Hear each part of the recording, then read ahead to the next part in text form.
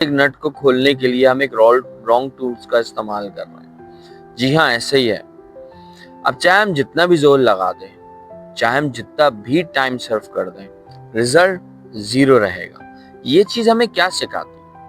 یہ چیز صرف نٹس اور ٹولز کے بارے میں نہیں ہے، یہ اپلائی ہوتی ہے ہمارے لائف کے اوپر بھی، جہاں پر ہمیں اس چیز کا اندازہ لگانا ہے کہ ہم جو بھی کام کر رہے ہیں کیا ہم اس کے لیے اس کے مطابق وسائل بھی لگا رہے ہیں. کیا ایسا تو نہیں ہے ہم وسائل جو ریکوائرڈ ہیں یا ضروری ہے وہ نہیں لگا رہے، اس کے علاوہ کوئی دوسرے وسائل لگا رہے ہیں، تو ہمارے رزلٹ زیرو آئے گا.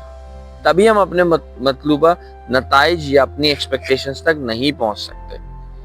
جی ہاں، یہ کانسیپٹ صرف اور صرف نٹ اور بولٹس پہ اپلائی نہیں ہوتا، یہ کانسیپٹ آپ کی پریکٹیکل لائف پہ بھی اپلائی ہوتا ہے، جہاں پہ آپ کو پرابلم سالونگ کرنی پڑتی ہے. آپ ایک کارپوریٹ امپلائی ہیں، آپ ایک جاب پرسن ہیں، آپ ایک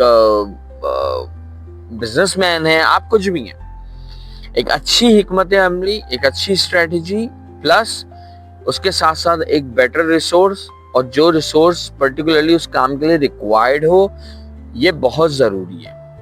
اور ایسا کرتے رہنے سے یہ عمل بھی ہمیں ایک طرح کا ریمائنڈر دے رہا ہوتا ہے کہ ہم آلویز ری ایویلیویشن کے پروسیس میں رہیں کہ کیا ہم جو کام کر رہے ہیں یا ہم اپنے جس گول پہ پہنچنا چاہ رہے ہیں اس کے لیے ہم ایک اچھا ریسورس یوز کر رہے ہیں. اگر نہیں کر رہے یا جو وسائل ہمیں چاہیے ہم وہ سب یوز کر رہے ہیں تاکہ ہمیں وہ ریزلٹس ملے. اگر ہم نہیں یوز کر رہے تو پھر ہمیں ان وسائل کو بدلنا ہوگا یا اس کے الٹرنیٹیوز کی طرف جانا ہوگا، ساتھ ساتھ اپنی اسٹریٹجیز کو بھی بدلنا ہوگا.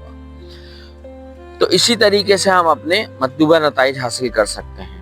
ایسا بہت دفعہ ہوتا ہے کہ لوگ اپنی پوری اسٹریٹجیز تو اچھی رکھتے ہیں، پوری ایفرٹس بھی لگا رہے ہوتے ہیں، لیکن اسی نٹ کی طرح اور اسی ٹول کی جگہ ہم جو ہے وہ اس کو کھول نہیں پاتے، یعنی کہ ہمیں وہ آؤٹ پٹ نہیں ملتا just because of the resource is not matching the requirement.